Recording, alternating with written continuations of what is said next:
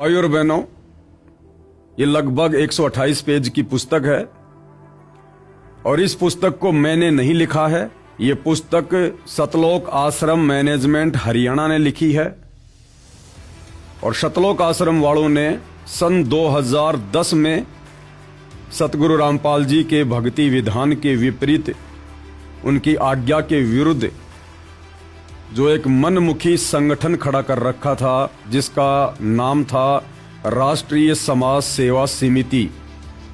जिस राष्ट्रीय समाज सेवा समिति के विषय में 2014 बरवाला कांड के बाद खुद सतगुरु रामपाल जी ने मीडिया को इंटरव्यू देते हुए कहा था कि आश्रम के बाहर जो गुंडे खड़े हुए थे, जो पुलिस प्रशासन के साथ लड़ाई झगड़ा कर रहे थे, वो मेरे नहीं थे, वो राष्ट्रीय समाज सेवा समिति के थे। आपको छोटा सा वीडियो सतगुरु रामपाल जी का दिखाते हैं। जब मीडिया वाले ने पूछा कि महाराज जी, आपके आश्रम के बाहर इतने गुंडे खड़े हुए थे, क्योंकि सतलोक आश्रम वालों ने संत रामपाल जी के नाम की आड़ में भोले भाले युवा जवान भक्तों को बरगला कर, उन्हें काले कपड़े पहनाकर, उनके हाथों में डंडे देकर, पत्थर देकर, हथियार देकर ये कह रखा था कि भाई अंदर से सतगुरु रामपाल जी का आदेश है कि हम मरें या मारें, लेकिन पुलिस प्रशासन आश्रम के अंदर नहीं आना चाहिए। ऐसा इन लोगों ने सतगुरु रामपाल जी का झूठा आदेश बेचारे भोले भाले भक्तों को सुनाकर उन्हें भ्रमित किया हुआ था।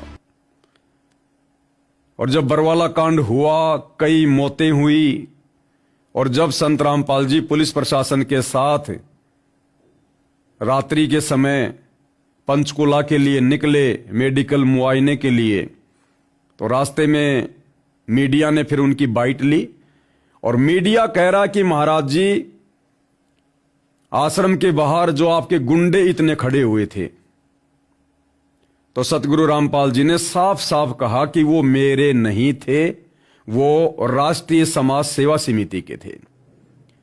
फिर मीडिया वालों ने कहा कि महाराज जी, समिति भी तो आप ही की है।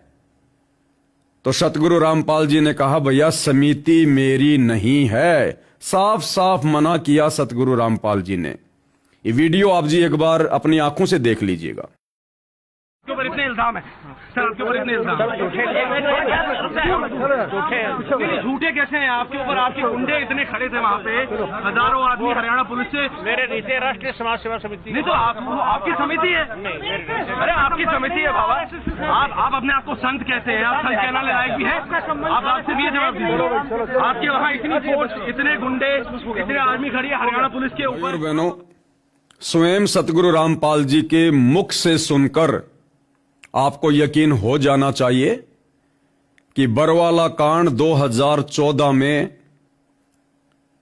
उस कांड को करवाने में यदि किसी का हाथ था तो केवल सतलोक आश्रम मैनेजमेंट हरियाणा का था, सतगुरु रामपाल जी के कलयुगी परिवार का था, इन कोऑर्डिनेटरों का था। अन्य किसी का कोई भी रोल किसी भी प्रकार का नहीं था।